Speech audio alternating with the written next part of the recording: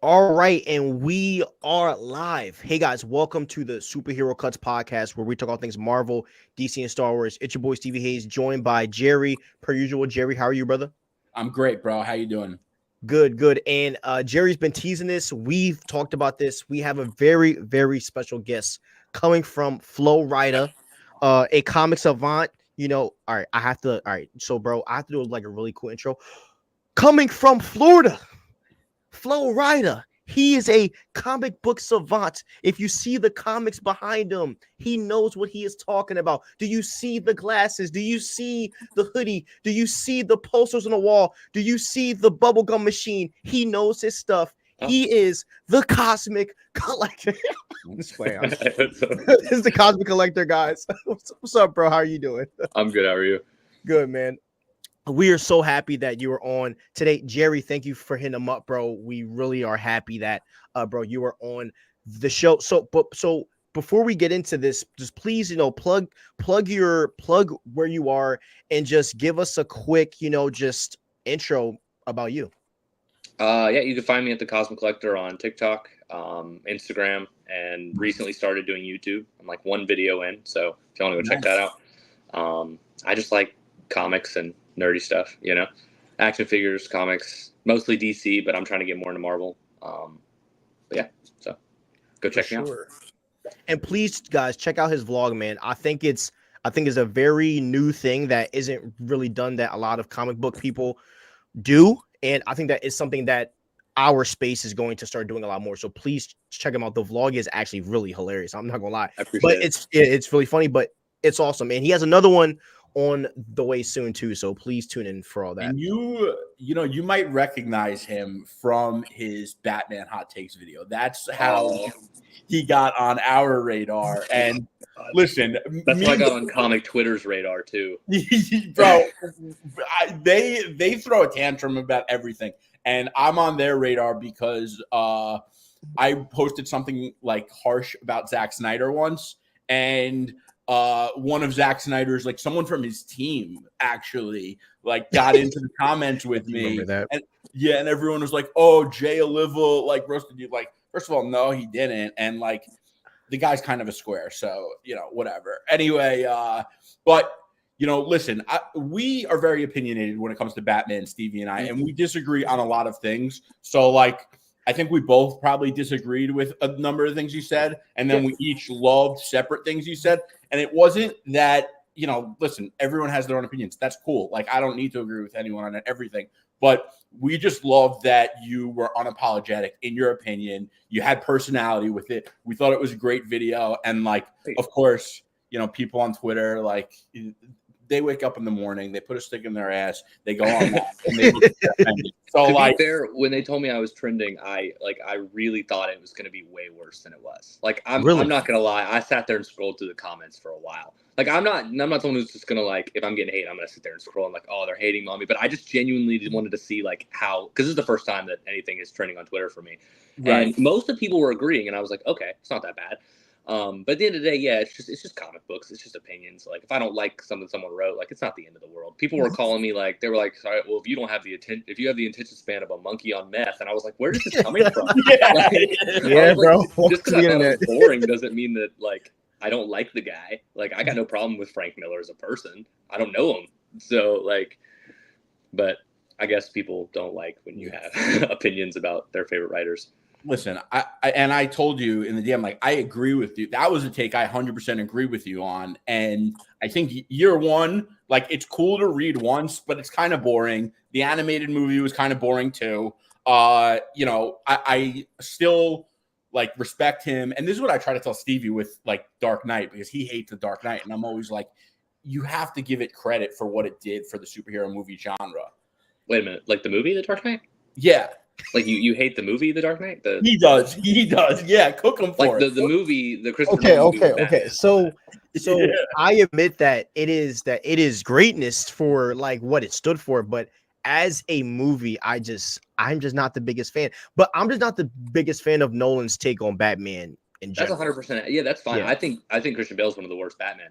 Yeah. But as a movie, I think it's a 10 out of 10. As a Batman movie, it's And that's where I am. Like, if we're talking about movie wise, like obviously it's great, but if I'm viewing it in the eyes of a Batman fan, it just doesn't move me. Yeah, it just doesn't move me at all. It's not like the Batman where I was sitting there like this is the greatest piece of fiction I've ever seen in my entire life. Yes, where the movie just captivated you, and now we're seeing Penguin, and it's the same thing. It's like, bro, it's the same vibe, and I don't even really like Sopranos or I don't really like gangster mafia shows at all, and I'm so locked into the Penguin, so it's got to be that good. If it's got me locked in, yeah. 1000%, bro. It's amazing. It really is great. By the way, have you seen Frank Miller's variant cover for Absolute Batman? It's possibly one of the worst covers I've seen in my entire life. Luckily, no. I mean, thankfully, I have not seen it. Yeah, you're better off. It is so bad, and that's the thing. When I think Scott Snyder posted it, and everyone, oh my god, that is ugly. Everyone was like, "Oh my god, it's amazing! It's so good!" And I'm like, if it wasn't Frank Miller's name, none of you would have been saying this. Hold on, I'm about to show it on the. I'm about to show it. There's certain things that people pretend are better because a name has weight or iconicness to it, and it is so bad. People do like to find something and then just like it because it's from that. Ooh, yeah. Ugh. Bro, it looks like it's a turtle shell. That's what I was saying. Yeah, bro, it looks like a Ninja Turtle. Yeah, it's so bad. It's so bad. That's not great. Yeah, I mean, I obviously I like his writing more than I like his art, but that's not really much of an improvement there. Yeah, I agree with that. It's not hard to beat that. No. I actually have a funny story about Frank Miller. I was at New York City Comic Con, my first ever con, and I'm waiting in line for Scott Snyder, and their booths were back to back. So I had to sit in the line next to. Now Frank Miller has a line wrapped around it's like a 2 or 3 hour wait time for Frank Miller. That's crazy. But I'm next to his booth because I'm waiting for Scott Snyder. Right. And there was a sign that says, "I am not Frank Miller," because some people like to walk up to the people who are running the stands and try to get the autograph because they don't know what they look like. That's funny. And so when Frank Miller arrived, he's sitting there, and you're not supposed to take pictures. You can't take pictures of him, only if you're waiting in line and get to the front. But I'm I take a little side photo of him, and it is just the funniest photo of Frank Miller sitting there, old, just hunched over with a sign that says "I am Frank Miller." That's the funniest photo ever. And I posted it, and I was like, "Is this sign so he remembers or so other people know?" Right. That's hilarious. He was such a nice. He looked like a nice older guy. He didn't look and it was really sad because there was this one guy who they're resellers, so they bring huge boxes to get signed, and this guy he's handing them things to sign over and over. This frail old man trying to sign these things. That's sad. And this guy will stop, Frank Miller will stop and start to talk about an issue, and the guy would take it out of his hand and put another one in the sign. I'm like, dude, yeah, you're not even a fan. You're just trying to resell it. Yeah. Fact. And I grew up, and I'm other than recently, I mean, I've always been big into sneakers, but it kind of got ruined from resale. And I live in New York. I live on Long Island, so I could be in New York City in 40 minutes at earliest. And it's funny because all week I'm should I go to Comic-Con? And I was even thinking about texting Stevie and being would you want to go? But I, number one, hate going into the city. It was fun when I was younger. It was cool when I lived there. It's just I don't like being in crowded places. I don't like cosplay. And the only thing I would want to do at Comic-Con is buy comics for my collection. And I'd much rather do that on my laptop on eBay, That's right. Yeah. The coolest part was just meeting all the people, the artists and writers. Yeah. Jeremy Adams, #1, was probably the best person I met. Really? Oh, man, that's a great meet. I love his Green Lantern run. It was amazing. He put me on the Green Lantern run because at that time I had only read his Flash. Okay. I don't want to derail the conversation, but I have another funny story about how I met him. Go ahead. So I like Tom Taylor a lot because I love Deceased, love Dark Knights of Steel, Nightwing, stuff like that. So I met him at his booth, and then I saw him standing at Jeremy Adams' booth, and I just wanted to go tell him, one more time that I liked his work. So I walk on hey, you're my favorite writer, love your work.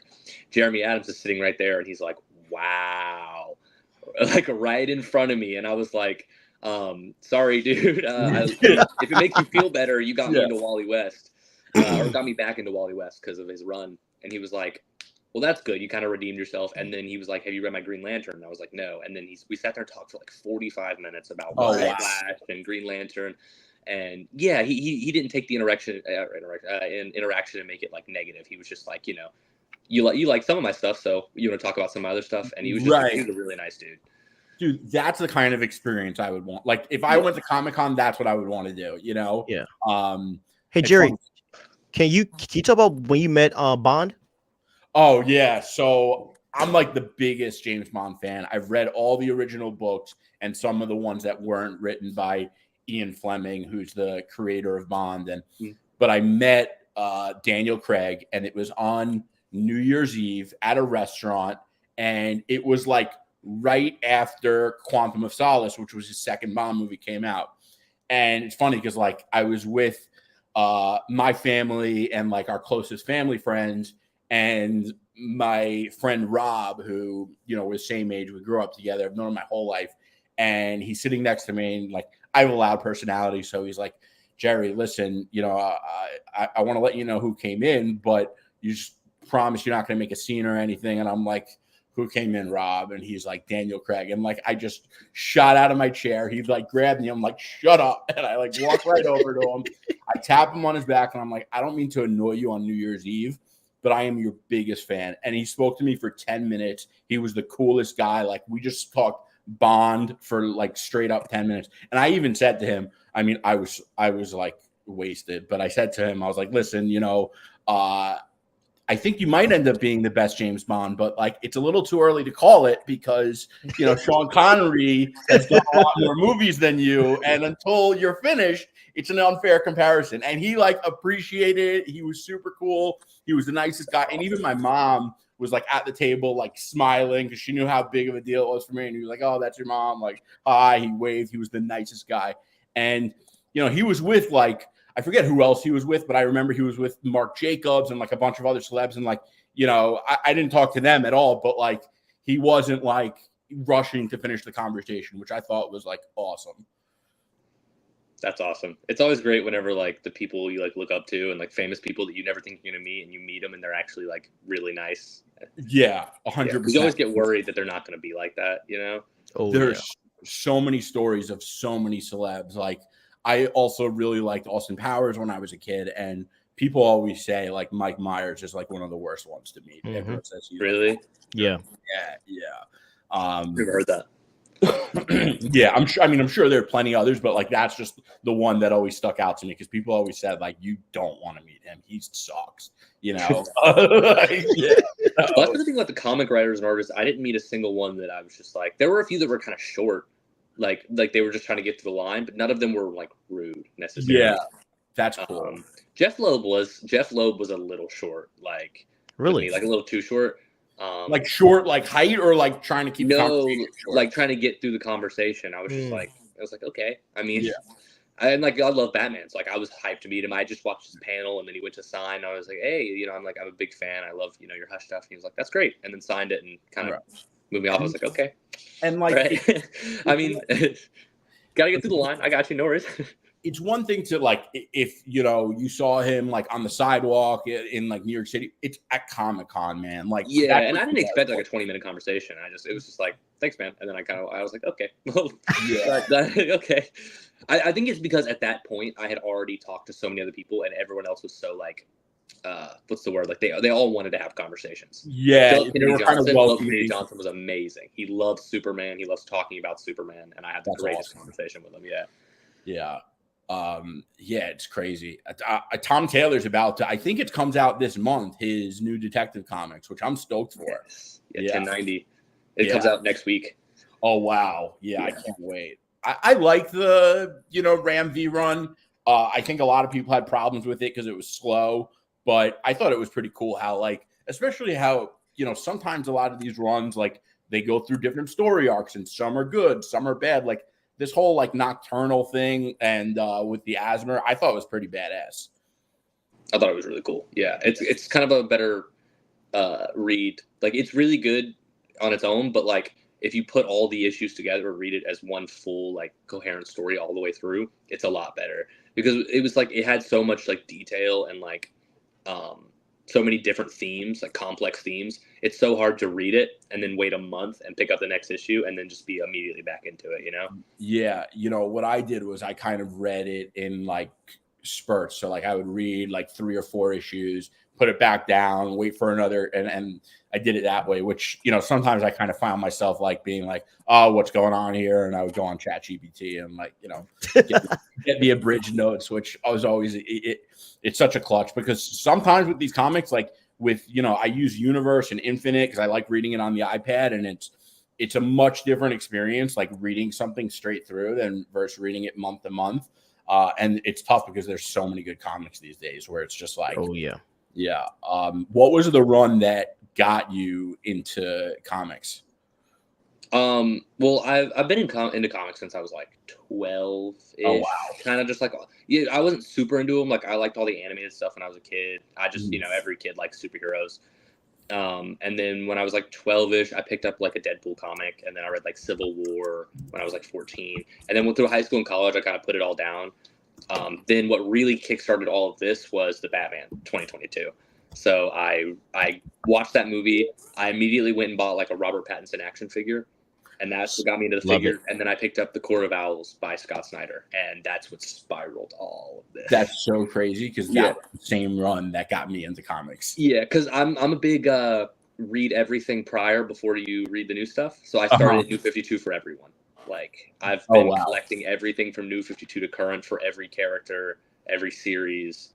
Like all these shelves are just New 52 to current. Damn, it's a great like set to have. What other New 52s would you recommend? Like, so I've read a little bit of Flash. I want to get into Flash more, and I started reading Rebirth the other day. Not the like DC Initiative Rebirth, like the one Jeff where, Johns. the Jeff Johns.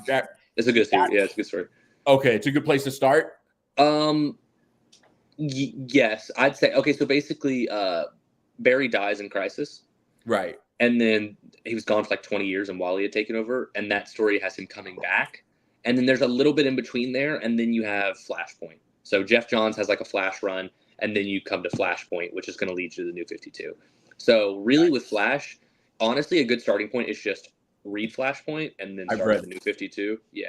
Then I'm just New 52 because Rebirth was all right, but like it just felt like every issue kind of was a different story, and I like stories that build momentum. That's why I love Scott Snyder so much.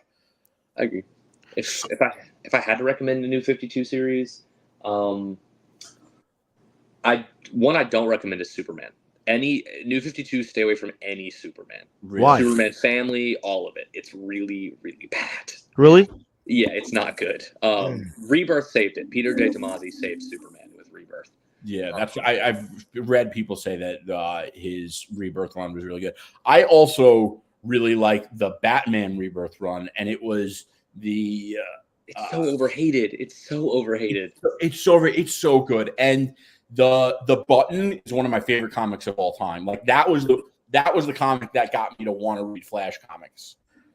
City of Bane is one of my favorite like events. It's like the end of Tom King's run with him versus Bane. They had killed Alfred, and Batman and Catwoman were at the peak of like, are they going to be together or are they not? The art was beautiful. It was. I just love that whole like finale to his run. Yeah, and I love how they built up to it throughout the beginning. I mean, the whole thing was teasing the Bane arc and City of Bane, and it's long, which I love. The longer, if something's good, the longer the better. Like that's why I like that Batman was 3 hours. I don't get why people would complain about that. Oh, I know, dude. People. Yeah, we went on. They're like, oh, I wish it was 30 minutes shorter, an hour shorter, and I was like, you want an hour less of peak? Like, yeah, exactly. Yeah. So Cosmic. While we're here, I'm sorry, real fast, because a lot of people have been getting mad about this idea of, it's possible that Pattinson might be with James Gunn. So, like, how do you feel about Pattinson's Batman possibly being in the DCU? Have you given that any thought? Yeah, no, I've thought about it, and I honestly, I don't like it. I think it's the same reason that I don't want like Clayface or Killer Croc in Matt Reeves' universe. Now, I'm all for a fantastical Batman. Like, I love comic Batman. If you want to do a fantastical Batman, I'm here for it. Have him fighting monsters, aliens, whatever you want to do. But I'm also I like consistency. So if you start grounded, keep it grounded, you know? And Matt Reeves has a very grounded universe. And if they move that to the DCU, that means that Joker is our DCU Joker. That Riddler is our DCU Riddler. And it's just like, I want like the comic accurate ones for the DCU. I'm fine with them tweaking them for Matt Reeves' universe because it's a different universe. And it's cool and it feels different.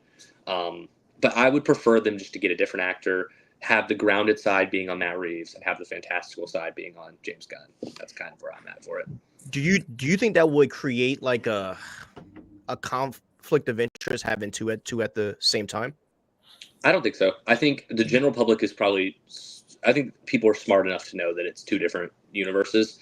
And another thing, it's like the reason why DC pushes so much Batman media in comics, cartoons, movies is because it makes money. It makes a lot of money. So if I just don't see them cutting it down to one Batman when they could have two both making $1 billion at the same time. You see what I'm saying? Yeah. It's at the end of the day, it is all about money, and Batman is their biggest money maker. Yeah, it's funny because I had a similar thought about Pattinson. Like, I love Pattinson Batman, but I did think that his personality that he had that 100% worked for the Batman. I don't see it working with the larger Bat family. Like, he just had a minimal personality. Like, he didn't say much. He had this mysterious vibe to him. And I think that he would need to I'm not saying I don't think Pattinson could do it because I think he's a phenomenal actor and I believe in him from day one. But it would be a big change for the character. And that's a great point about Joker and Riddler, which I love the Joker design. I love the Riddler. But and I don't think I feel like a lot of people are going to hear this and think like Jim Carrey Riddler. But when you see like Riddler in the War of Jokes and Riddlers and he's like wearing a blazer with no shirt, I don't know like a better word for this. I'm just going to say it. Like, actually, I'm not going to say it because, I don't want to get flagged. But I feel like I don't think it's a bad word, actually. Flamboyant. I just feel like his style is very flamboyant, and I don't mean that in a bad or like a. Yeah, no, I see what you're saying. He's very like. Yeah, I guess I can't really think of another word to describe it either. He's very like pizzazz and like out there. And, Yeah, like, he's very showy, zesty. Like it's like zesty. Like, you know what I mean? Like very like I'm here to type thing. Like, hello, like. Well, yeah, he's very like he likes to make a show of things. It's all about being seen and testing the intelligence, and it's like. Paul Dano's didn't do that the same way. He did it, but it's in a completely different vibe, and it 100% works for that universe. 100%. But I feel like the DCU, you want to lean more into the comic accuracy because then you're going to have like a Man of Steel situation where it's like it doesn't matter if you tweak these characters for a story that is obviously out of continuity, but you shouldn't tweak these characters where they're unrecognizable for a story that's supposed to represent your main continuity DC universe. You see what I'm saying? Yeah.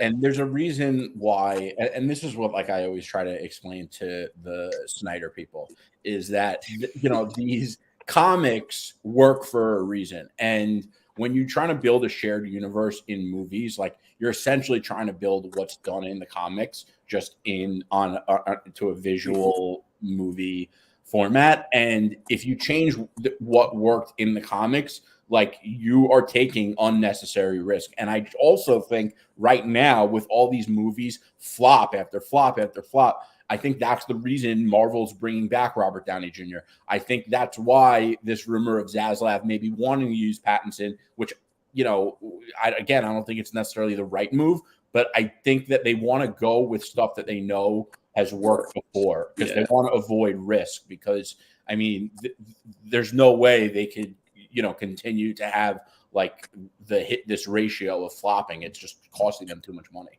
I agree. I think Superman's going to help a lot with that because 100%. Superman's going to make money no matter what. The general public's going to want to see Superman. Comic book fans are want to see Superman.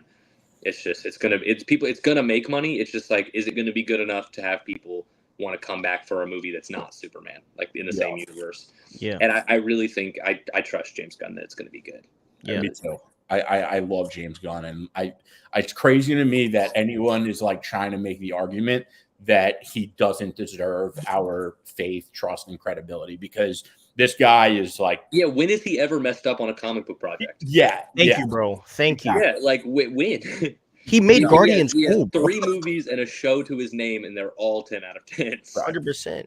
100%. And then if you count Scooby Doo, there's another 2 that are. Which, by the way, I loved Scooby Doo when I did too. Heck Yeah. And if you bro. want to count producer credits, he produced Brightburn, so he could do the dark stuff too. Oh, I didn't know that. Yeah, No. he did do Brightburn. Yeah, He didn't direct it, but I think he produced it.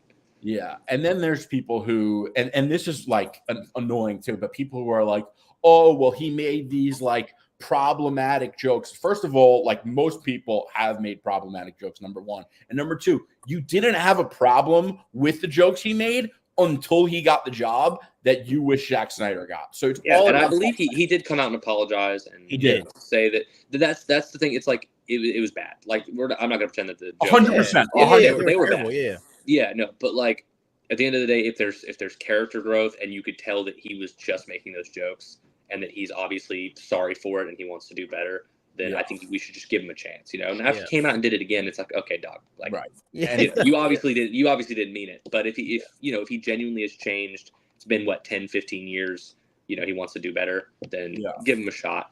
Yeah. You know, I've never been someone who was like trying to cancel people, but I still do appreciate that it seems like most of the people who were at one point have come or turned the corner, and like I feel like the general consensus is like, oh, well, maybe that wasn't a good idea because it doesn't allow growth. And I don't know, I just think that, like, you know, I mean, obviously some things are, you know, like unforgivable, like Diddy and whatever, but like, you know, someone made a bad joke and they apologized for it and they've never done anything like that. It kind of seems like it's really not actually about the joke. It seems like it's about something else. And that's, but I think it's also good that like people hold those people accountable as well. Like you got to hold those things accountable. You can't just like be like, oh, it's just a joke, whatever, because then they'll continue to do it. And then it actually will end up affecting someone or hurting someone in a negative way. Fair. Exactly. So, I mean, like that had to happen. You know what I'm saying? And yeah,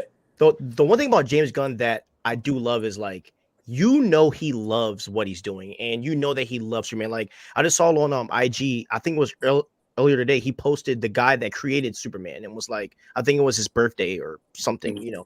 But like James Gunn is showing us as fans that he loves the content that he's doing and that he is trying his very best to honor Superman in every single way. That's why, bro, I get so confused that, you know, a lot of people have cried for comic accuracy, and now that we're getting it, it's like, why is everyone so angry now that we are getting comic accuracy when, you know, the Man of Steel, like, as much as I think that film was dope and as much as I think Henry Cavill was cool, I mean, it was a different type of Superman that we really aren't used to, you know? And so that's just what some of my questions with fandom is like, we cry when Cavill's up here, but now that we have an accurate one, it's like it's all this anger and toxicity. You know what I mean? I agree. Yeah, it's like he's finally giving us comic accuracy. They described it as like a hopeful sci-fi film, and it's like that's what Superman is. It's a loving, like friendly, hopeful film. That's what it should be. And we haven't had that since Christopher Reeves. I mean, if you count the TV shows, we've had it like Smallville and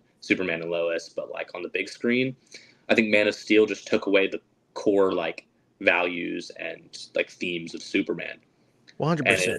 And I think in part of that was Zack Snyder's fault, just because of some of the decisions not only made in the movie, but the cinematography was great. But if bro just threw a brighter lens on his camera, it would have been a 5 times better movie. Like why he was wearing a dark blue suit, everything was grayscale, the city was dying, Superman was out here killing people. It's just like, and that's why people feel read a Superman comic, please.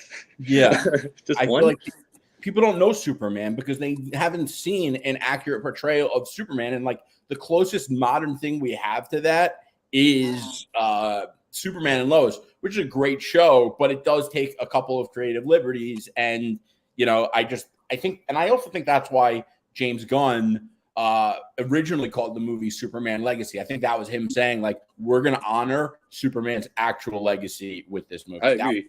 Yeah, I'm not a big stickler for like it has to be comic accurate when it comes to storylines. If you want to take creative liberties and change the stories to fit, and so like a lot of what is mad about the MCU, like Secret Invasion, I didn't really have much of a problem with Secret Invasion, personally, because like I'm not huge into Marvel comics, so I might feel different because of that. But especially with DC, it's like if you want to take some different creative liberties with the story, that's fine. Just don't rip away the core values of the character.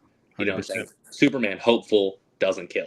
Batman, I mean, he's not like this bright, shining symbol of hope, but he still embodies hope in the core of his character. He doesn't kill. Like, it's really not that hard to just not make him murk people on screen. Right. 100%. Yeah, the freaking death car.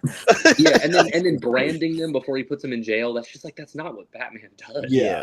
Also, killing off Dick Grayson was a horrible move. Oh, dude, yeah. And it was the Joker that killed him was just redonkulous. But I did want to ask you guys though, because and Jerry, I don't think we've talked about this either, but since you guys are both, well, since we're all Batman fans here, how do you? And I saw this on X, is why I thought it'd be perfect time to ask.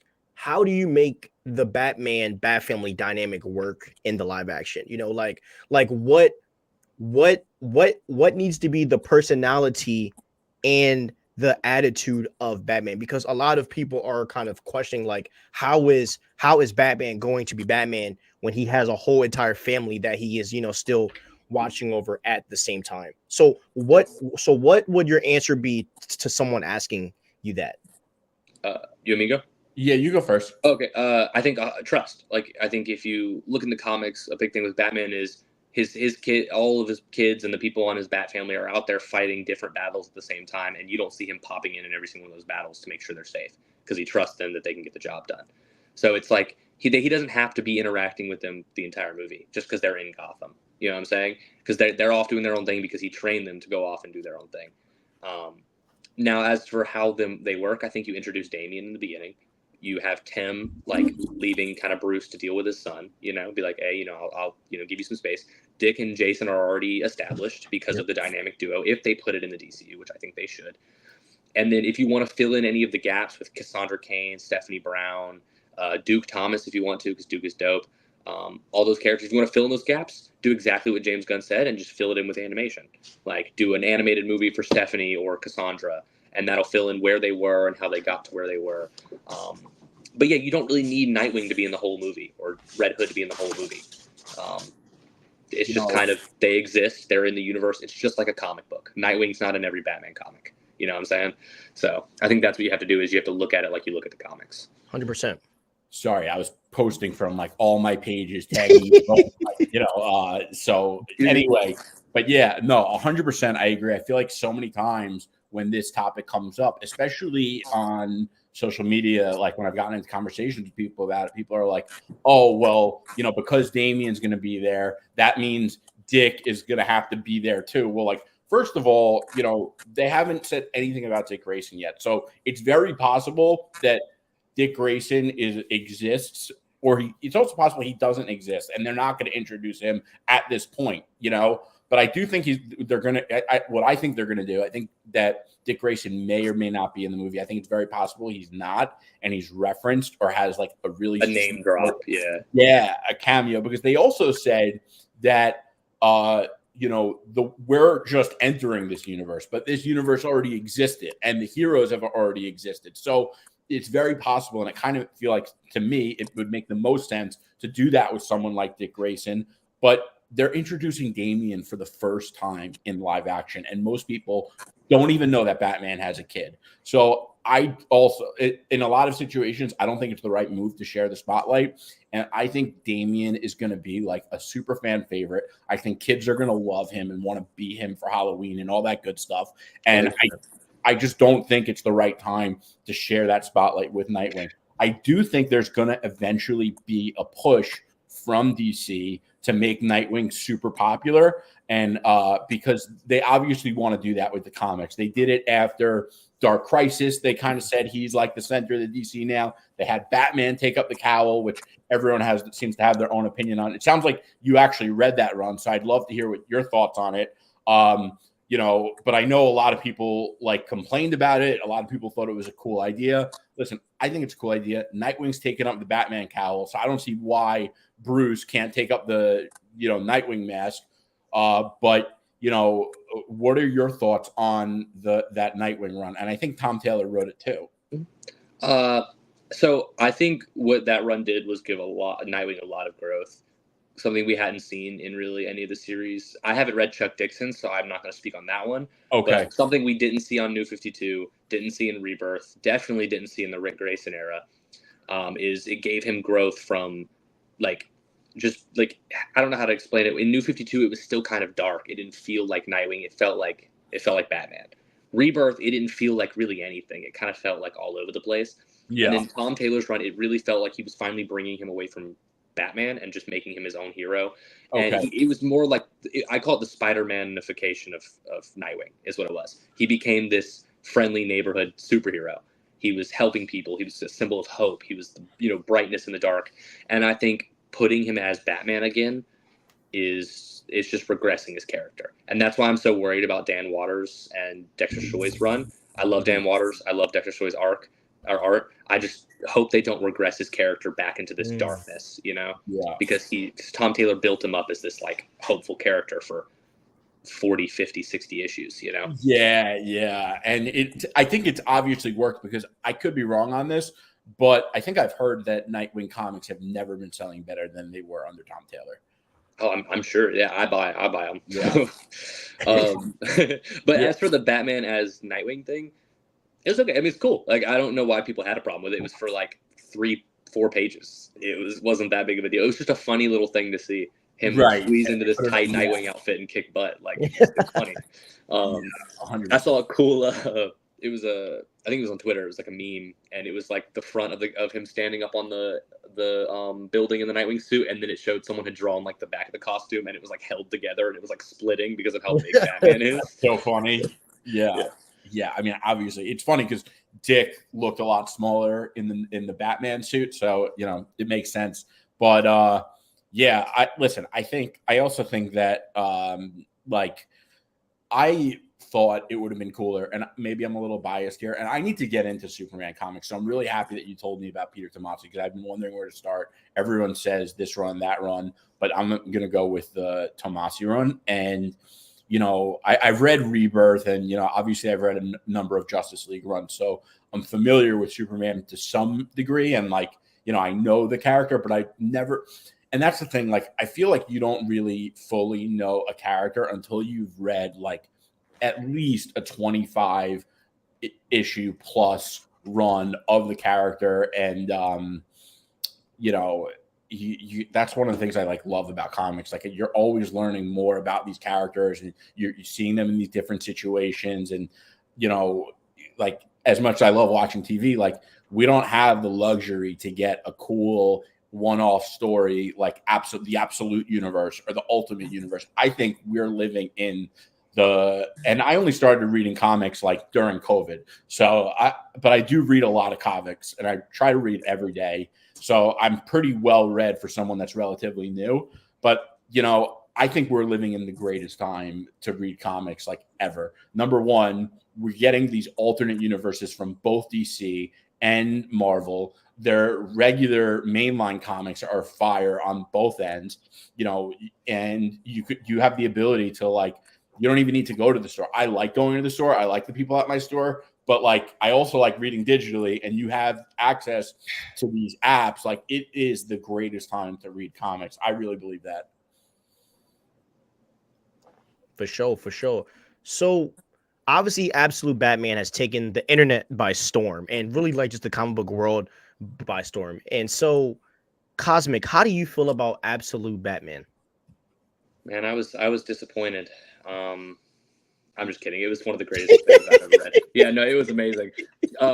It took this character that I love so much, and it did something new with it, but it didn't take away anything that I loved about the character. It just added a new perspective, and they took so many different creative liberties with it and made it so much cooler. You're telling me his ears are batarangs. He has whips on his gauntlets that he uses as stilts. His emblem turns into an axe. Dude has spikes that come out of his shoulders. Not only is his arsenal cool, but just the way it ties back to his backstory of the bats and how he was cocooning upside down, and it was just really, really cool. I expected it to be good because I love Scott Snyder. Yeah. But I honestly didn't expect it to be that good. It was a 10 out of 10 book. I loved it. bro, the dopest part was when Alfred was like, he was looking at him and he just analyzed his whole entire fight style and he was naming the different fight styles and stuff. Like, Mhm. it was. How do you like Alfred? Because Alfred was like the highlight for me in the book. Like, I love it. I think amazing. it was a super dope take. And I think it's cool because we don't have a lot of Alfred in main continuity anymore because he's no longer alive. So we get him in like flashbacks and stuff like that. But to do Alfred like that and give him such a cool we're in a renaissance of Alfred right now because he was the Spectre in Deceased. He's a Green Lantern in DC versus Vampires. He is a like super dope like secret agent in the Absolute Universe. I'm just loving all the overpowered Alfred love we're getting. So I thought it was super cool, and I think it'd be super cool to see them team up eventually, which I think is probably the route they're going to go. It's not going to be his butler, but more of his teammate.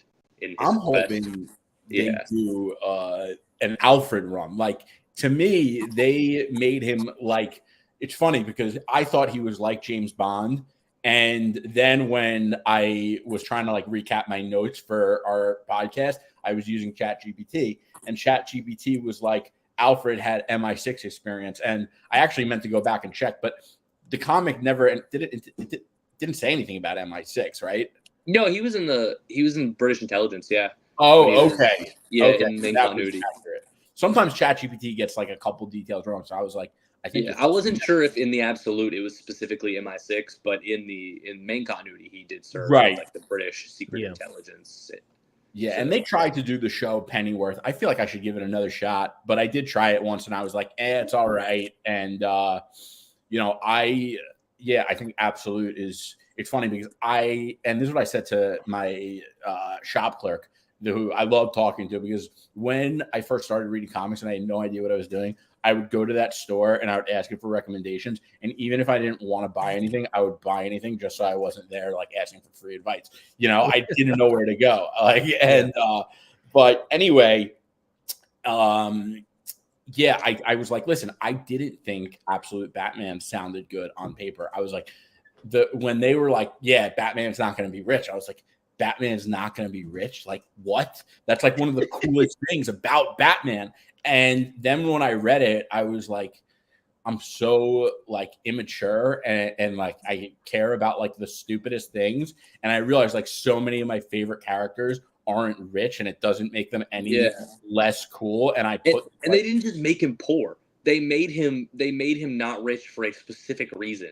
Because he like worked in like the sewer of Gotham, and then like the city hall, and then the architecture. He learned every aspect of Gotham from for every system of how Gotham runs, so he knows how to fight crime in it. Like, that's such a cool way to twist it.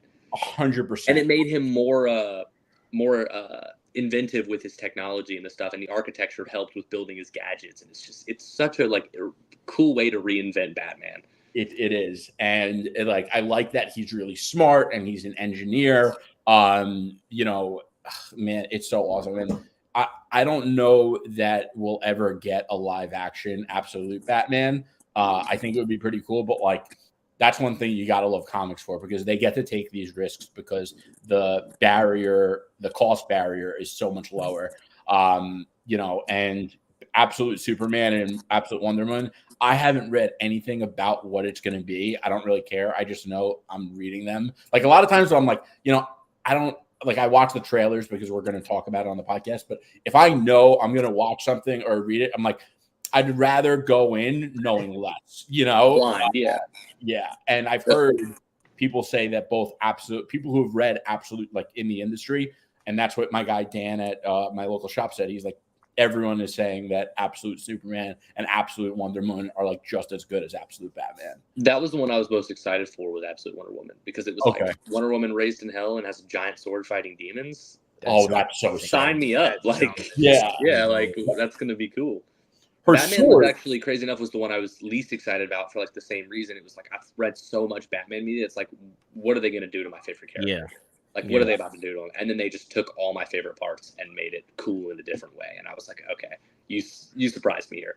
And then Superman, like, that's the one I'm kind of worried about now, just because I love Jason Aaron. Me too. I just like, he did his opinion run, but I do like everything else he does. I like his Thor. It's one of the only Marvel things I've read is his God Butcher saga. I've never read it, but it's on my list. Everyone says that that's like one of the best. It's really good. Yeah, it's really good. And then his Batman Off-World is really, really good. Okay. Yeah, actually, I haven't read that. Like, there's a lot of. That's the other thing I feel that's a little different about DC is they do a larger quantity of these like 6 to 10 issue stories, where Marvel, it seems like they like doing the longer ongoing. Yeah, and I'm sober, but like I still have the addictive personality. So like I like those longer runs where like I could just sit down, pick up, and I'm not like needing to research and I'm so picky and I'm like, oh, should I read this one next or this one next? Like I like having a run where it's like, I'm done working or whatever it is, and I just get to sit down and read a comic. But yeah, but I'm definitely gonna go more into those DC runs because I'm trying to read more DC, especially with the DCU coming out. I also got to say the Wonder Woman, the sword, like I've never been a Final Fantasy person, but I always thought that like big sword looks so cool, and it looks like the same sword, the Wonder Woman, the one she's got, and that thing looked sick. Yeah, it looks dope. I'm all for it. Yeah. Okay. So question. So if someone came to you and said, "Hey, I want to learn about just, Batman," right? What comic would you tell them to start at? Or what run would you tell them to start? What run? I'd probably give them like 5 or 6 comics before I tell them to start a run, just to kind of get a feel of the character. As much as I think it's a boring read, I do agree you should read it at least once, and it should be Batman Year One. I do think that is definitive. 100%. Like, it is more of a Jim Gordon story than it is a Batman story, but it still gets you a feel of Batman and who he is and how he became who he is. I think to get a feel of the detective side, you do Long Halloween and Dark Victory. That introduces you to not only his detective aspect, but also Robin. And it's also one of my favorite Batman comics of all time. Jeff Loeb, Tim Sale, amazing. I think you read The Man Who Laughs to give you kind of a feel of the Joker and how he's introduced. And then just for fun, I think Hush and Under the Red Hood are just amazing stories. Yeah. Under the Red Hood being my favorite Batman story ever. It's so raw. It's so good. I actually runs. I say it's where I started, and I think it's the perfect place to start. New 52. I think if you try to start at Morrison, you're going to be a little confused. I think New 52 will fill you in a lot of stuff, and then once they reset the continuity a little bit again, it'll fill you in on the stuff you need to know from Morrison's run. So you go from Snyder to Tom King, and then my favorite Batman run, James Tynion's Batman run. And then Zdarsky's after that. James Tynion's Batman, not detective. His detective comic is the best detective comics run. I think he's my favorite Batman writer. I would say it's tough. I don't know if I would put him as 2 or 3 for me, but for me, maybe I'm biased because it was like what got me into comics at the Scott Snyder. But I love Tynion. I love both his Batman and his detective run. The detective run is like if you're looking for a Bat Family run, it is the ultimate choice. Yeah.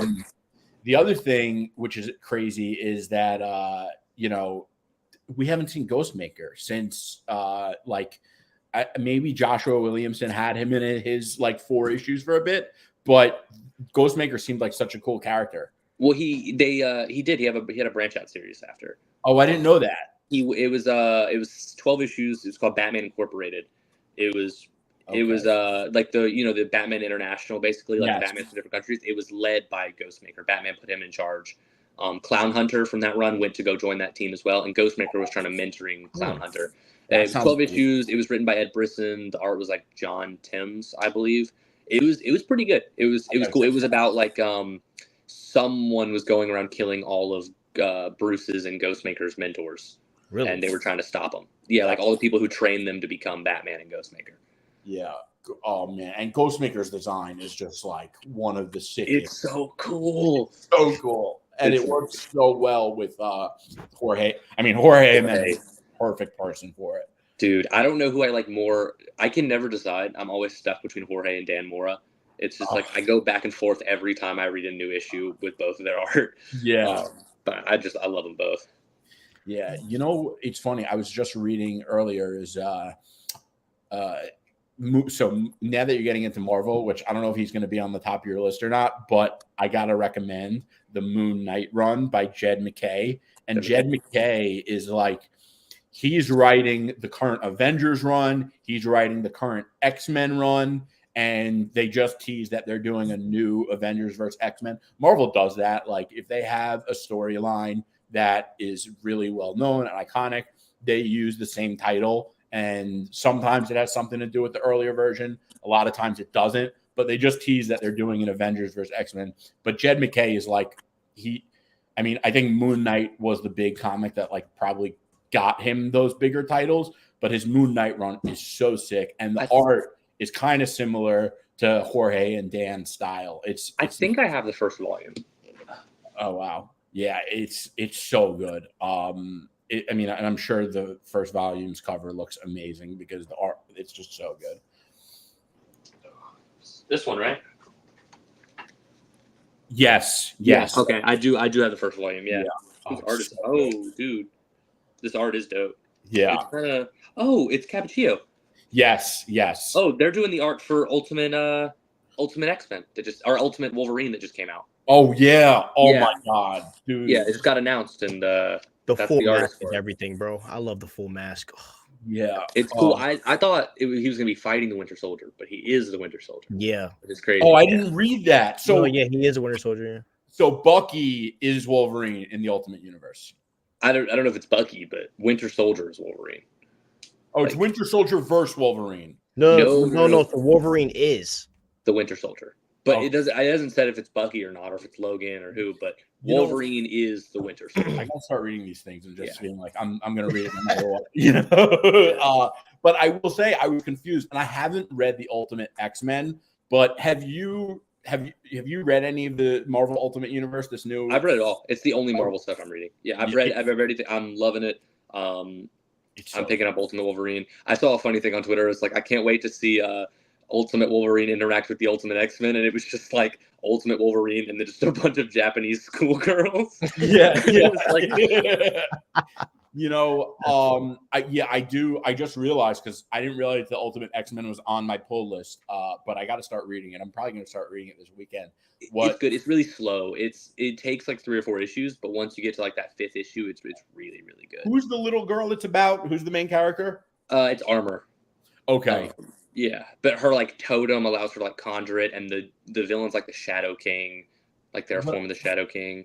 The one thing I don't understand is how, and if it's a spoiler, like you could tell me, and if anyone's watching and you're worried about it, if it's a big one, I guess maybe not, but how, because of the Immortus engine and how the maker held back all of them becoming superheroes, how do mutants work in the Ultimate Universe?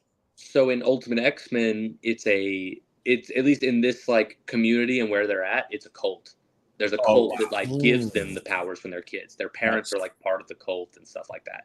That's crazy. And they take but the thing is, we don't know how, because they take the blood from this person that they have locked up in a room, and they're funneling it in and using that to create mutants. But we don't know who the person is yet. I think the last issue they teased that. So that's really cool, because it's really cool. It gets really, really good after like a couple issues. Once you figure out what's going on. And I was kind of very iffy on Peach Momoko, like interior. I love her covers. But it really works for this series. Like, that's awesome. Really enjoyable. Yeah.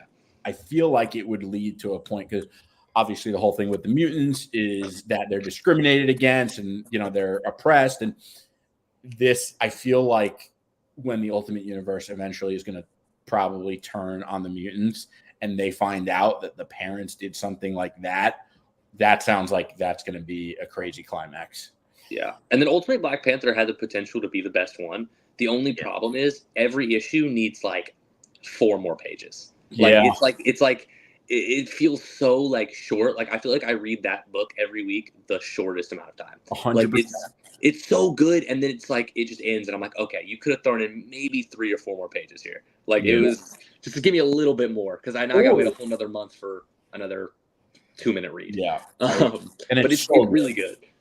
And also the other thing, which hopefully they do the Ultimate Moon Knight, because they're obviously it's involved, but they don't even need to maybe necessarily add more pages, but they need to add more dialogue. Like it's not a very dialogue heavy. Mhm. It relies on the art a lot, which I mean, it's no problem. I like the dialogue too. Like Brian Hill, it's the only book I've read by Brian Hill, and I'm liking it a lot. Yeah, me too. I actually maybe I have. I don't know, but I this guy's a great writer. I mean, I feel like the Ultimate Black Panther is probably the second best one after Ultimate Spider-Man, I would say.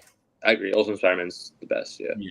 Ultimate's is good. It's okay. Some issues are better than others. It feels like a lot of setup for sure. Like it's setting up with something way bigger, which I'm totally cool with because it's a new universe and 100%. So you are an MCU fan, and I'm pretty sure, and we were talking earlier, and you said that like you really was into the MCU heavy. So what is your favorite MCU movie of all time? I don't think it's recency bias just because I love them so much, but it's Deadpool Wolverine. Really? I love my top 3 like comic movies of all time, or I guess 4 are like the Batman, and then I got Deadpool 3, 2, and 1. I love Deadpool so much, and I love the movies. But after that, probably my favorite, like not a cop out like Endgame or Infinity War. I really love Guardians of the Galaxy Volume 2. That's me too. Everyone hates on it. They say it's the worst one. I think it's not only the like the funniest one, but it's just I think it's the best story of the 3. Yeah, I think it was like also. I don't know if I would say it's the best of the 3. I'm in the middle of Rooch. I actually just watched Guardians Volume 2 last Saturday, and I'm probably going to watch the 3rd one this weekend. But I think it was to me it was much more elevated than the first one. Like the story, with Star-Lord and his father, and like it had a lot more weight, and it felt like the emotional stakes were there in a way that it wasn't in the first one. And the third is great too. I think that one's another 10 out of 10. Oh yeah. And I don't hate the first one. I just think it's like it goes 2, 3, 1 for me. I like the first one too. I just thought that, like I said this recently on the show, I was like, I didn't like that the face off with Ronan was like a dance off. That was annoying to me. And I loved the final battle scene against like Ego and that planet, like at the end of Guardians Volume 2, like that was sick. And Ego was awesome. Special effect. Yeah. I really like No Way Home, obviously, because I'm a big Spider-Man fan, but I think people get like, they're like, what, you like it more than the first one? I really love the second Black Panther. Like, Wakanda Forever. Yeah, the second Wakanda Forever. Yeah, I love the first one too. It has the best MCU soundtrack of all time. 1000%. Marvel. The only one that competes is Into the Spider-Verse. Is the only other Marvel movie that has a close soundtrack. But the second one, I think it's like you had this like tragic event with Chadwick Boseman passing. You had a whole plan for his Black Panther, and you give it to Ryan Coogler, and it's like you have to figure out a way to make this work. And he not only made it work, but in like a super respectful way to Chadwick Boseman. They didn't just kill him off. It was more of like he passed in a way. And everyone was people weren't just mourning him in the movie. It was kind of like they were mourning him in real life as well. Yeah. And they handled that super well. They handled his legacy really well. I thought Namor was awesome. The soundtrack was great. Shuri, people had a problem with, but I thought Shuri did great as Black Panther. It was emotional. I want to say I cried. I don't remember, but it was really, really good movie. So hey, you got it, bro. You got it. Go ahead. We always say this, and but we think they should have recasted Chadwick, and it not like disrespectful, like especially with cancer, like it's super close to home for me. But I just listen. I thought Wakanda Forever was okay. I liked it the first time, and then I watched it again, and I was like, I think they did as great of a job as they could. And I understand, like, I think Shuri, like, Letitia Wright was great. I think Namor, like, Tena Huerta, he's one of the best MCU villains, actually. But I just think they need T'Challa. And, like, the one big run I'm going to recommend to you that I think you have to read if you're going to get into Marvel is Jonathan Hickman's New Avengers saga. It's actually 2 runs. You're supposed to read them at the same time. There's like I'll send you the reading order. But anyway, and that leads into the 2015 Secret Wars. I'm reading Secret Wars right now for the first time, actually. Okay, so we're doing a book club for my podcast, actually. Oh, that's awesome. Yeah. So I'm 2 issues in. First issue, I was like, this is confusing. I have no idea what's going on. Second issue, I was like, I'm sold. This is awesome. Right. It's a lot going on, and I know I think they're like 40 something pages each. It's amazing, but I just think that the story that leads into that Secret Wars, which is obviously what the MCU is doing right now, needs T'Challa. And especially now, like that they did Wakanda Forever and they paid respect to Chadwick. Like, I think they should recast him, move on. And I don't think, like, I know a lot of people, feel differently than me. And it's, there's an emotional weight to it. But I also think that, like, T'Challa is too important of a character to the MCU. I also think, like, the representation issue, having kids getting to look up to a Black hero like T'Challa is really important. I don't think they should get rid of Shuri. Like, I think they should keep her. I think that's important too. But, and I don't want to spoil it because that run, like, there's a big piece of it, but T'Challa plays a major role in that story. The other thing I will say, to play devil's advocate on myself, is Marvel does a great job in changing. Like, I don't know if you've read the Infinity Gauntlet, Infinity War, but, in those comics, it was really Adam Warlock who defeated Thanos. He wasn't even in Infinity War, and I think it's the best one. So they do make changes and, everything, but I just think T'Challa is such an important character. And I do think that, given the cards they were dealt, like, that movie was so cool. I love the scene where they're diving and, they're trying to figure out what's going on, and the Talokan pop up. Like, I just thought that the story was good. I thought the effects were good. I actually liked Ironheart. I know a lot of people give her a lot of crap. I thought she was a good character. I thought she was good too. And I like her series. Yeah, she was one of the funniest parts. Right. Like, and you had to have a little light humor in there, and she kind of added to it. I thought it was really good. And I thought she was a good addition, like, and it was the perfect time to do it, considering, like, her and her relationship with Shuri in the beginning, and kind of her luring her into Wakanda out of college. Like, that was awesome. Is it a hot take to say that I didn't hate her armor?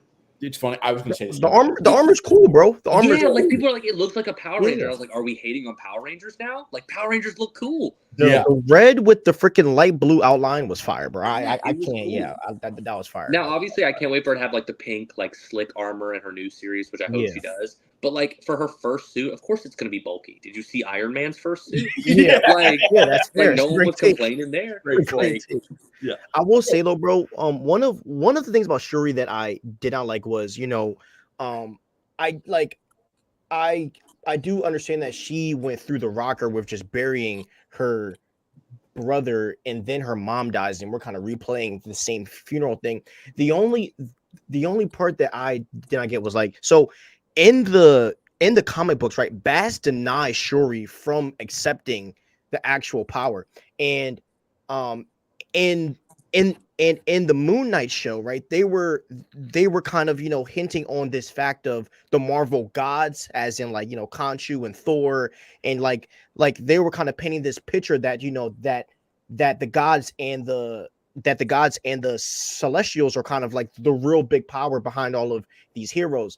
And I felt like it was such a missed opportunity with Namor, because the actual god that they say that Namor is, he was in Thor 4, and Bast, she was also in that film, and they didn't touch on them at all in either of in those films at all. And then the other thing is, like, Shuri, she drinks the purple drink, right? And then she falls asleep. The purple drink. And then Killmonger's basically like, you're just like me, bro. Like, you're doing this for revenge. And then she just gets the power. And when I first watched it, I thought that was Bast, just in the form of Kill, and he's like you can't take this because you're going to like do bad. Now, I do understand that that in the end she is redeemed, but I do wish that there was a little more of that of that God play kind of in the films, because it seemed like that was something that they were building up on in some of the MCU shows and stuff. Yeah, I didn't know any. I mean, like I guess I don't read a lot of Marvel, so I didn't know much about. I knew Bass was like a part of like the Black Panther lore, but I didn't know how important it was to the character. So I think that that probably would have been cool to see them kind of dive more into the lore of like what makes them Black Panther and not cut out like a big part of like that history. That is pretty cool. The other thing is that no worries.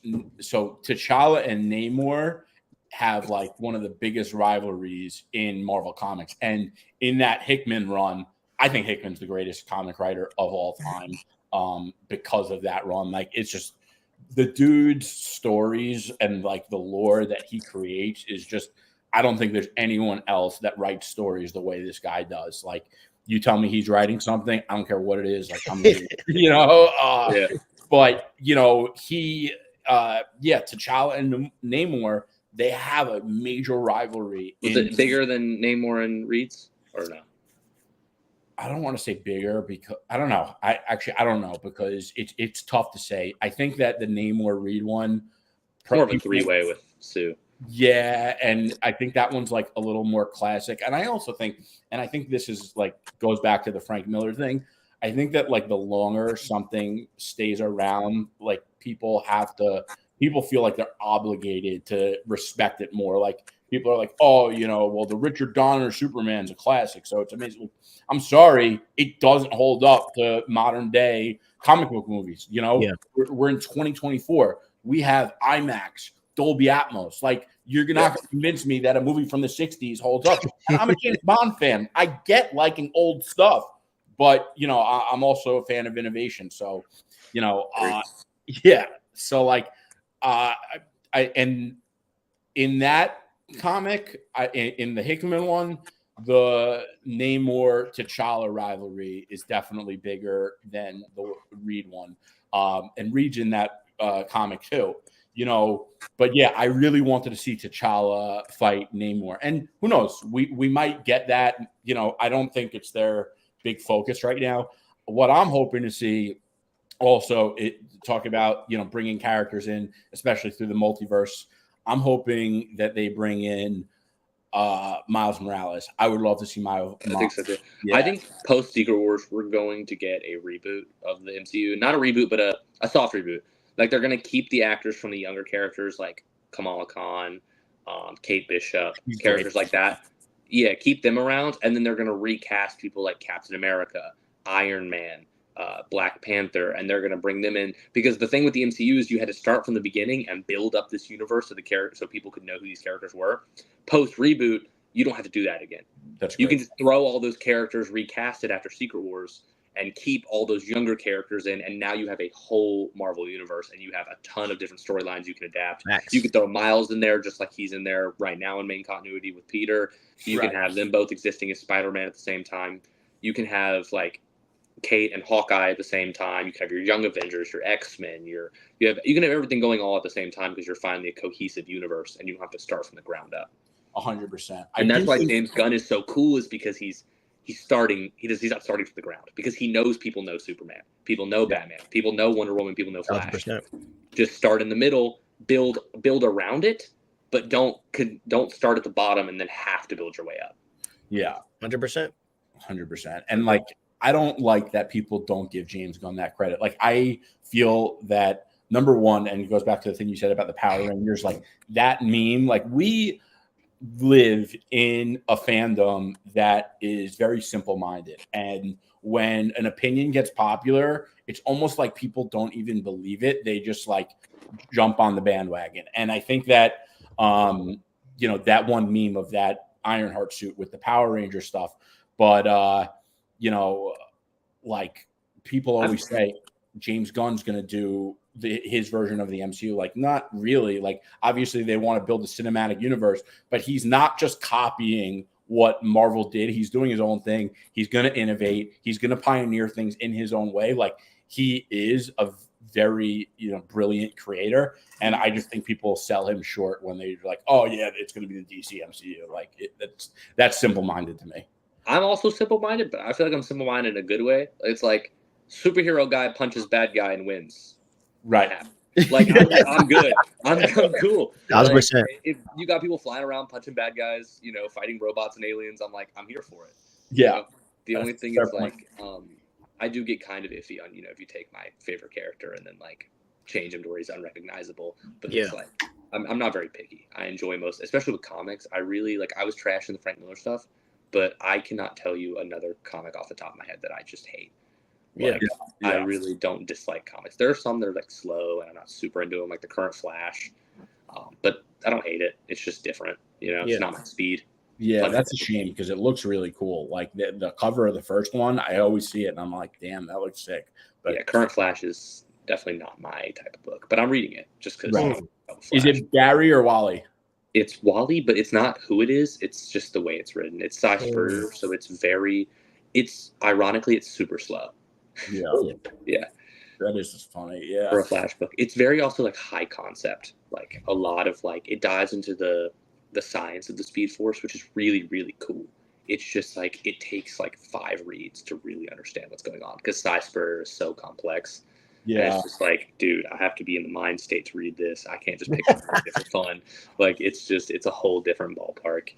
But it's not bad. It's just again not my speed of comic. That's one of the things that's so cool about Hickman. Like his stuff is very complicated. And I do think you need to read it a little slower than you do comics regularly, but it's not over the, I felt like, for example, Scott Snyder's Justice League was very heavily inspired by Hickman's Avengers, and it was great. But I still think Hickman does a better job with making his complex stuff very accessible. But not to knock Scott Snyder. I think Scott Snyder is the best DC writer, and I think that Justice League run is incredible. If you want to get onto a writer for being more complicated than they need to be, Grant Morrison. 100%. I thought his Batman run's overrated. I've only read bits and pieces. Yeah, it's not that good. I don't know. I liked R.I.P. I thought R.I.P. was good. That was the best part. That was I think their Green Lantern was the worst Green Lantern run I've ever read. I agree. I also sorry Green Lantern. Sorry Grant Morrison fans. It was so convoluted for the sake of it to the point it wasn't even contributing to the story, and it felt so out of character for Hal, and it felt like it didn't even feel like a Hal story. It just felt like a bunch of gibberish happening at once, and I was so happy to be done with it. Yeah. Yeah, the obvious is that Jeff Johns' Green Lantern is the best, but he did a really good job with these complicated stories like the Sinestro War and Blackest Night. They were complicated, but they weren't. But they were accessible, kind of it wasn't. It was complicated, but it was easy to follow. So I'm trying. Jonathan Hickman, yeah, it's a complicated concept, but if you write it right, it won't be complicated. Exactly. Yeah. And that's not saying Grant Morrison's never written anything good. They're all Superman. I enjoy. I don't think it's the best Superman comic ever, like everybody else, but I do enjoy it. I do think he's a good writer. I think he's a little bit overrated. That's all. I agree. Yeah.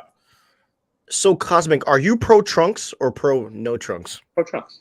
Pro Trunks. Thank you. Okay, great. Yeah, no, Gary is pro no Trunks. Okay. I actually don't even call it Trunks.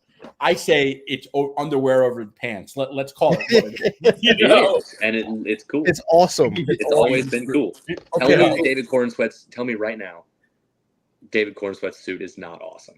It is awesome. Freaking fire. Okay. The yellow S on the back, bro. Come on, dog. Yeah, and dude, the trunks look cool. Come on.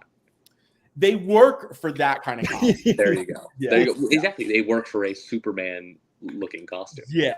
Honestly, I think Henry Cavill's would have been better with trunks. Lighter colors and some trunks, and it would have been awesome.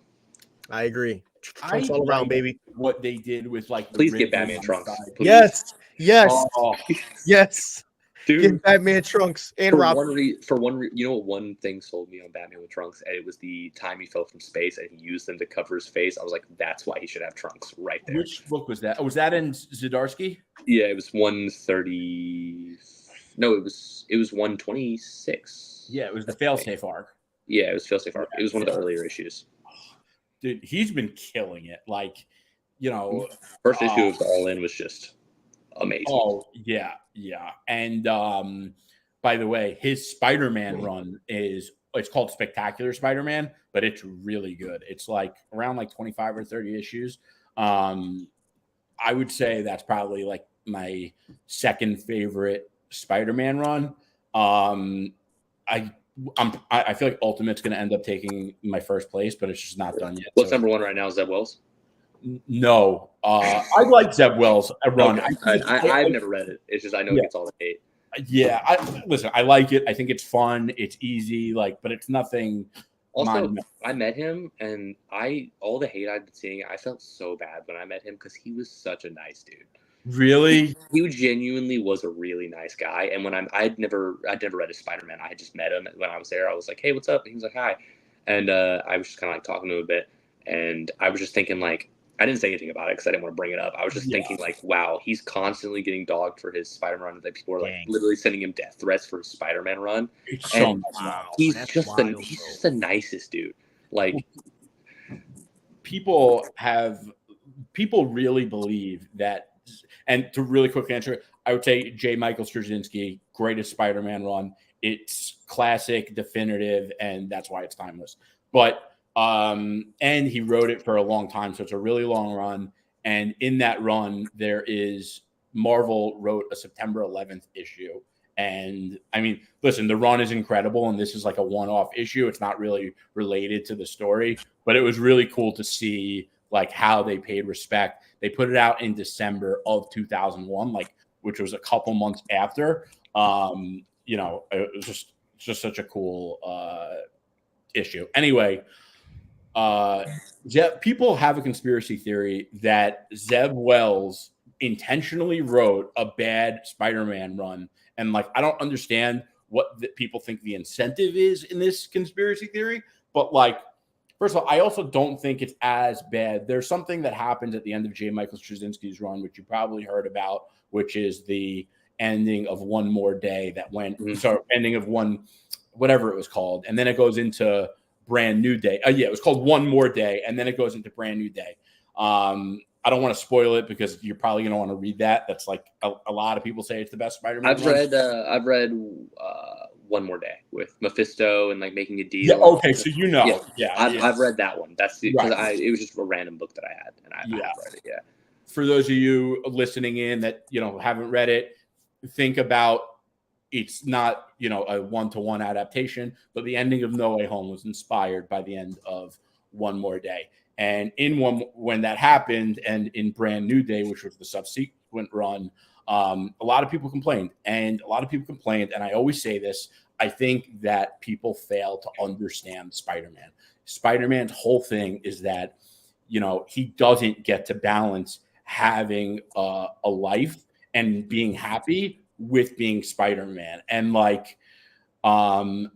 know in the beginning of the Zeb Wells run, there was a couple issues which had MJ and her husband and her kids, and people didn't like that, and a lot of the complaints revolve around, Peter has to be with MJ, and it's first of all, One More Day was almost 20 years ago, okay?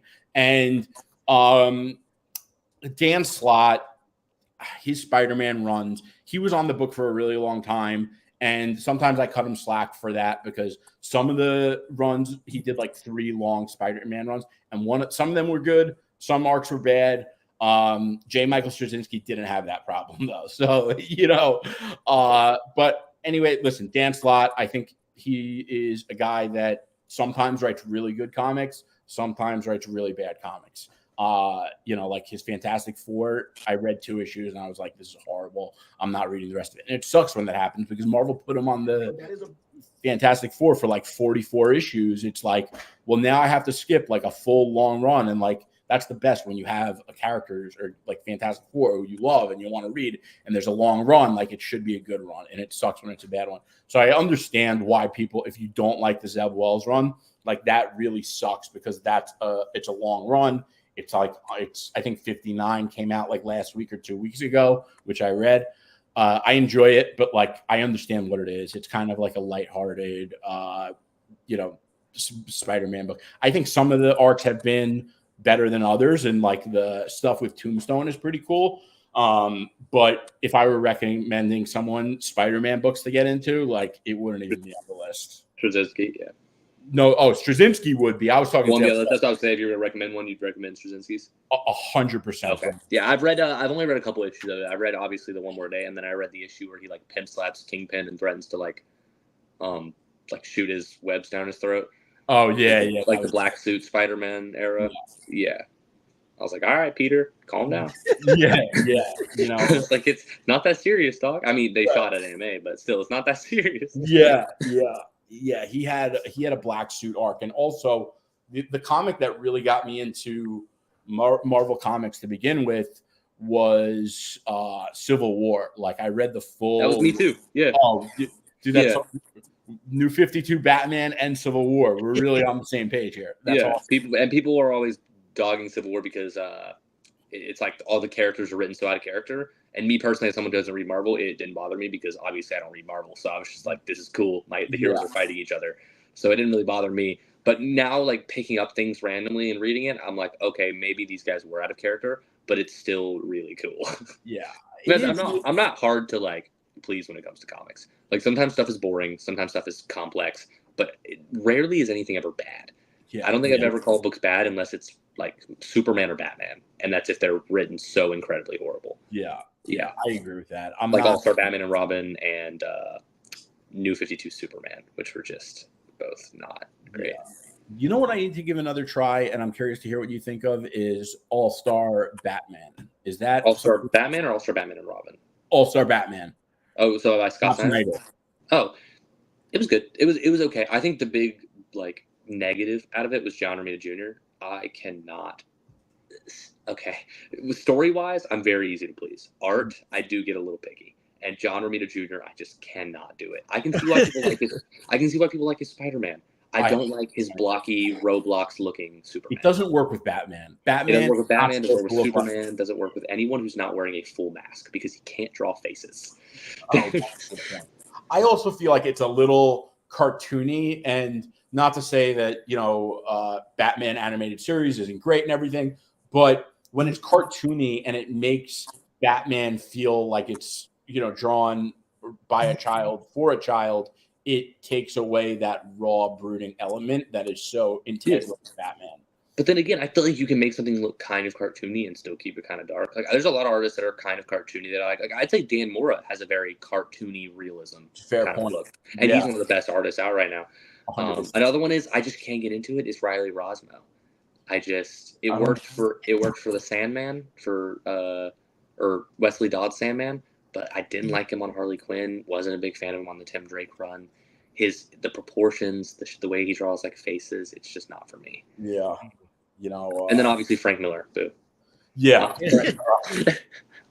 I do think that oh no, I was getting him confused with Todd McFarlane. Todd McFarlane Spider-Man, I love. I don't think the stories are that great, and I think that sometimes I think books get overrated because a lot of people that are into comics don't actually read comics and they just look at the cover and collect. And I think that, and I love Todd McFarlane. I respect him. I think he's like someone who, as an entrepreneur, like he is like one of the coolest guys I've heard of, but I don't think he's a good story writer. And I read the first volume of his Spawn and I just couldn't get into it.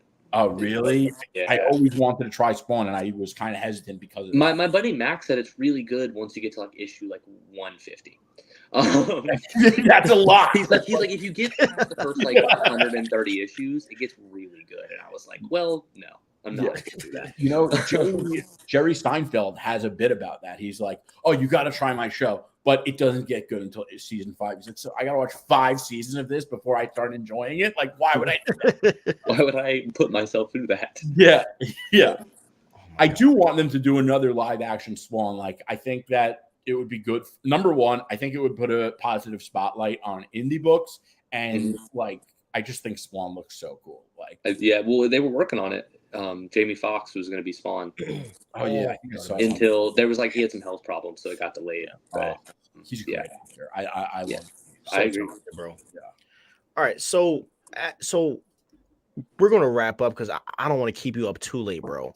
But I did want to know some of your hot takes because I know you got something brewing in your mind, So and but before we get into that, how do you feel about Mr. Freeze? Because I'm not sure if you watched our content, but Jerry is known in our community for his legendary Mr. Freeze rants. Just to let you know, Jerry despises Mr. Freeze as a character. But I just wanted to hear how you feel about him. I'm indifferent. I don't think he's like a top 5 Batman villain, but I don't think he's the worst. I just think he's all right. I think if he's done correctly, like he was in the animated series, he's good. But it's like I've read everything from New 52 to current Batman, and I can't think of a memorable Mr. Freeze story from that. That's my there was maybe one issue in like Urban Legends maybe that was like good with him, but it was just like good because it was a one shot.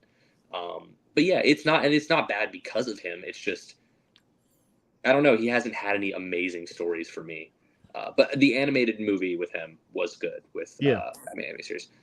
So I mean, Mr. Freeze is still not my top 3 Batman villains, but he's all right. I think his motivations are what make him, I think, interesting with Nora and stuff. That's kind of what people say, and I've heard people say who defend Mr. Freeze. But the one thing I think is, and you kind of touched on it, is like I think creators choose to use different villains and don't use Mr. Freeze because he's not that interesting of a character. I think he's a one-trick pony when it comes to Nora, and I really started to hate him more than ever when people were like, oh, he should be the villain for the Batman Part 2. And that's another thing back to the, hive mind fandom. One opinion that's not a good opinion becomes popular. And now you have people who are like, oh, well, the Batman ended with like a lot of water and, they freeze it. I'm like, no, no. Hush would be a so much better villain. Hush would be so much better. I do think you can do Mr. Freeze for the Batman, but not in that way. Don't give him a freeze ray. He doesn't freeze the water. I think the water maybe naturally freezes from the cold. Right. Gotham's known for the cold winters.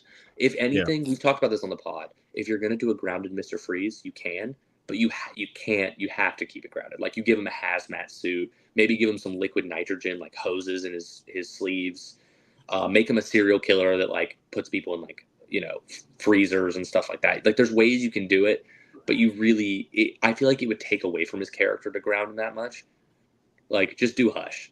Yeah, like Hush he's right there. Hush would be perfect. Hush, Court of Owls, like there's so many. Court of Owls. Oh no, Court of Owls, no. Why? 100% Why? No. Dude, the biggest part of the Court of Owls is the Talons. You're telling me you can figure out a way to ground the Talons, the undead warriors, and also you think Talons are packing up year 2 Pattinson? So I think that they could ground the Talons. I do. I think that they could do it. I don't think, obviously it would be better if we couldn't, but like at the end of the day, they just need the Talons to be, highly skilled fighters. Like I mean, I agree, but I think you should save something as big as the Court of Owls and school of Court of Owls for the DCU, because also you got to realize like the Bat family is a big part of that story. That's true too. Dick Grayson, his whole backstory is the Court of Owls. So just like save it for the DCU. Then you can do all the cool fantastical stuff like the Hellbat. Like you think Pattinson's pulling up in a Hellbat? No, definitely no. But if you save it for DCU, we could see them. I do think they're going to use, and I forget exactly how they kind of revealed it, or it was a rumor, but I always thought they were going to use Deathstroke because I think that one of the things that, and maybe, who knows, maybe they're going to do it for the Batman, but I thought I love the Batman, don't get me wrong. And Stevie sometimes gets a little upset when I say this but I'm not like trying to hate on it, but I'll say the Batman, the one flaw it had was there was not enough combat action. They needed to have more. That's fair. Yeah, no, I thought if they use Deathstroke, you're kind of forcing the addition of more combat and action. And then I thought maybe they'll do that for the DCU as a contrast thing. This because they're going to have to make the DCU entirely different than the Batman. And Stevie, what was it? There was some rumor that they were using Deathstroke or something. I remember you being like, "Oh, Jerry's right. He's going to take his victory lap," and I took my victory lap because I'm not humble. It was a Deathstroke Bane do a movie. So yeah, Oh, so yes. yeah. So I know that there was a rumor of the Deathstroke and Bane project, and we were talking about the possibles of that tying into maybe like a Robin project or something, or something like we were. I forget, but we were saying something of like, I think it was before that though. I yeah, think it was way before that. I don't It was a long remember. time ago now. I think you say Deathstroke for the DCU too, just because again he's such a skilled combatant. Robert Pattinson's getting packed up. Like I love Pattinson. I think he's the best. He's my favorite Batman. But like he's getting packed up. The only Batman that would be able to compete with Deathstroke is Ben Affleck, and maybe Michael Keaton, maybe. But no, I think you say that for the DCU, especially since you're introducing Damian. That means you're introducing the League of Assassins. You're introducing Race. You're introducing Lady Shiva, Deathstroke. Like that's all. Yeah. That's all stuff that you should save for like. But I don't know. Here's the thing: if we say they don't do it for the Batman, there's no guarantee that they're ever going to do that with the DCU. I think now is that if we're going to get Court of Owls, I think the Batman Part 2 is the time to do it. That's fair. Yeah, definitely wasn't Gotham Knights. That was not a good time to do it. It sucks because I couldn't enjoy that game enough to get. No, not the game, the show. Oh, that was the first like live action appearance of the Court of Owls, and it sucks with the freaking toy Batman mask. Oh, yeah, that's such a shame. I didn't even watch it. No characters. I mean, all the characters from the comics were like the main dude, Batman's son, wasn't even Damian. It was an original character. The main characters were Joker's daughter, a made-up original character for Batman's son, Carrie Kelly, and Stephanie Brown. That's so dumb. Oh my god. See, like they need people to be responsible with who gets to create stuff in the like what are you doing? Yeah. Oh, like I honestly wouldn't care about the show that much if the Court of Owls didn't make their first live action appearance there. And I'm like, dude, you just ruined like the public's perception of the the Owls by putting it in this doo-doo show. So like never ever should Carrie Kelly be in live action. Yeah. She shouldn't even be in comics. I love Stephanie. I love Cassandra. I love, Duke Thomas, every member of the Bat family. Yeah. Except for Carrie freaking Kelly. Just keep her out of everything, please. Agreed. I don't know why I have such disdain for Carrie Kelly. Maybe it's Frank Miller, but I don't know. It's just cringe. She's a little cringe, bro. That's just a little cringe. Yeah. And like her design is weak. Like it's not cool. And I know it was a long time ago, but his design of Carrie Kelly was like Robin from Adam West, Batman and Robin. Yeah. That design was supposed to be like campy. And, it's funny to me because Frank Miller's whole thing was like, he reinvented Batman and it's dark and brooding. But then he's got like this Robin that looks so ridiculous. Yeah, I never knocked Frank Miller's influences. I 100% think he revitalized Batman and how he's seen. I agree. I didn't mean to knock it. I just think it's funny that like he got. No, I agree with you. Right. I just feel like a lot of people in the comments of that video were like, "You can't hate Frank Miller, hate Frank Miller." I'm like, dude, I respect him for what he did for the character. I just don't enjoy these books. Like exactly. Yeah, I agree. Yeah. I did, and I really wanted to enjoy The Dark Knight Returns because that was like the movie that got me into the DC animated stuff, which was pretty short before I started reading comics. And I was kind of let down when I was like, this isn't fun to read. And also like maybe it comes up a little different on the iPad because they had to scan it, I guess.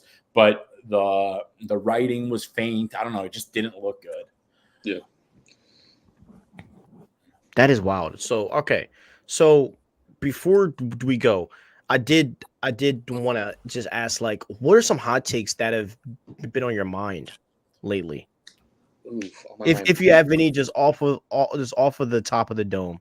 Yeah, we know you probably have some good ones. Yeah, just top of the dome. I've used a lot of them for videos. So off the top of my head, there's like a lot of things where I'm like, they're not really hot takes. They're just kind of like opinions. Like I think stuff like the Justice League Dark is super underutilized and hasn't been utilized correctly in a while. That's a good point. I think same with I feel like Magic in general within the DC continuity has been underutilized. Constantine hasn't had a run since Rebirth. Zatanna hasn't had a solo run since Paul Dini in 2008. Dr. Fate hasn't had a run since New 52.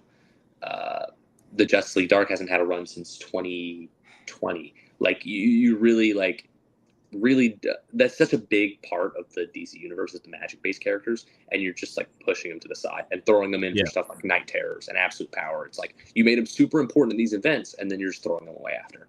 And it's like, give me a Zatanna run, please. Yeah. That's kind of like one solo run in the last 16 years. That's crazy for a character as important as her. But and yes, she does have a black label right now, but I'm talking about main continuity. Yeah, fair. As for that, I don't know.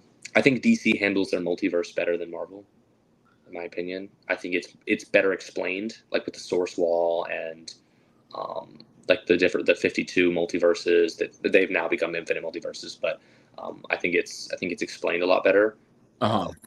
Which I don't think Marvel's bad at it. I just think it's a lot easier to comprehend, like the Source Wall and everything. I think once you read Hickman's Avengers saga, like you might have a different opinion. Yeah, I'm always open to changing these opinions. These are just like off the top of the dome. I think Tom Taylor is the best Elseworld writer at DC. Injustice, Dark Knights of Steel, Deceased, all peak. There's a hot take. I think Injustice is amazing, and I think it didn't ruin the public's perception of Superman. I think that the public just did that on their own. Like no one looked at Superman. No one looked at Superman Red Son and said, "Oh, Superman's a Russian dictator." Yeah, it's not Tom Taylor's fault that he just wrote a book about a video game. It's you were supposed to know it's not main continuity. Like when Superman started killing people, you should have realized this might not be Superman. But then Zack Snyder kind of like leaned into it, and it was like, oh. So I think if anything, Zack Snyder did worse for how the public perceives Superman. 100%, and way more people have seen Man of Steel than have read Injustice. So like exactly, 100%. So I'm a proud Injustice defender because aside from that, as an Elseworld is a really good story, and it's the closest thing you're going to get to DC's Civil War. Is that story? I didn't know that. Now I'm going to read it.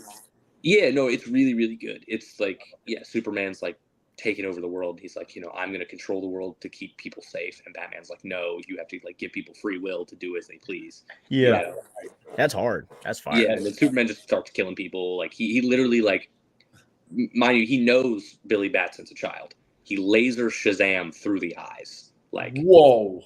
Dude, it gets dark. Yeah, it gets that savage. Yeah. Okay. So there's 5 years of comics that take place before the first game. And you play the first game, and then there's Injustice 2 comics, and those take place before the Injustice 2 game. And then there's this one called Ground Zero, which recaps the game in comic form.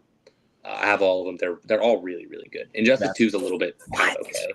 Oh my god! I appreciate that they did a recap comic because I never played the game. So So they have a recap comic for the first game. They don't have it for the second game. Okay. So, but it's really good. The second series is okay. It's also Tom Taylor, but it's decent. But the first one is so good, and every issue kind of ties into a different thing. Like the first one's like it kicks it off. The second volume goes into like the magic aspect of the world. The third one you get like the gods with like Ares and stuff like that. The fourth is like the lanterns. And then the fifth is like the big conclusion leading into the game. That's sick. By the way, I'm really happy he's writing detective because I'm starting to worry that Zdarsky's run, like he's been on it for a long time now. And I could see them putting Tom Taylor on Batman after detectives. I think the reason why I could see it is because at the end of Zdarsky's last arc, it brought him back to the Bat family. And I think there are 3 writers in DC that handle family super well. Is Tom Taylor, Joshua Williamson, and Peter J. Tomasi. If you want someone to write a good family like comic, it's those 3 people. They can handle it. Williams did it great with Green Arrow. Tomasi's done it with the Super Sons, Batman and Robin, stuff like that. So, who would you say is the best Green Arrow run? I need a Green Arrow run. Honestly, I've read everything from New 52 to current, and I love Benjamin Percy's Rebirth. But Joshua Williamson's run is just amazing, dude. It's it's my second favorite ongoing right now. Oh wow! The only thing that beats it, people gasped when I say this is the best ongoing because they're like, "There's no way. There's so much other good stuff. How is this number one?" Dude, Poison Ivy is the best ongoing right now. If you're not, dude, it's G. Willow Wilson. It's freaking amazing. Really, I'm gonna check that out too. I've always loved Poison Ivy. It's like 20-something issues in. It's genuinely phenomenal, and the art is like so like body horror. It kind of reminds me of like Swamp Thing, like early Swamp Thing. Dude, it's It's really, really good. Damn, Perfect. Gotta check that out. Yeah, sorry, I don't have any more hot takes. I'm trying to think, but No, bro, it's all good, bro. It's all good. We just want to just pick your Great. brain.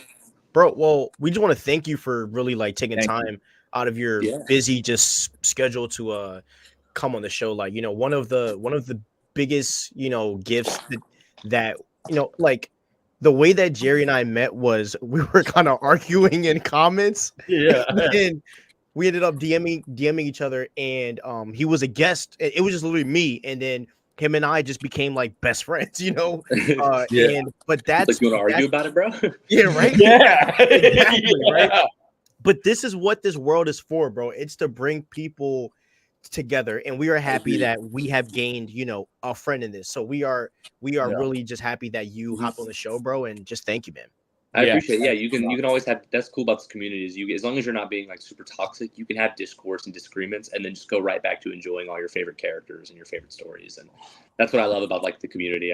The positivity of it outweighs the negativity. Right. And it's easy to disagree. It should be easy to disagree because it's comics. Like we're It's talking fiction. about superheroes. It's fiction. Like you like Man of Steel, I respectfully disagree. I think it's a horrible representation of Superman. We can still be friends, dude. Like, I'm not gonna hate you because you don't like Man of Steel, Right. It's not that deep. or because you like Man of Steel. I mean, Yeah, 100%, bro. Thanks again for coming on. You were awesome. Yeah, appreciate it. Really appreciate it. And you are always welcome to join the show, man. Just hit up me or Jerry anytime. You're more than welcome to join. If you ever want to grievance, if you ever want to flip out or crash out, bro, we are the place because we are the place to be. We keep it pretty real. So guys, please follow the Cosmic Collector on everything: Instagram, TikTok, YouTube. He's everywhere. I'm after we get off of this, I'm actually going to link his name in our title. So all you gotta do is literally just tap his name in his profile will just pop up. So guys, thank you so much. Have a great day. Sub to Cosmic Collector on everything, and peace out. Peace.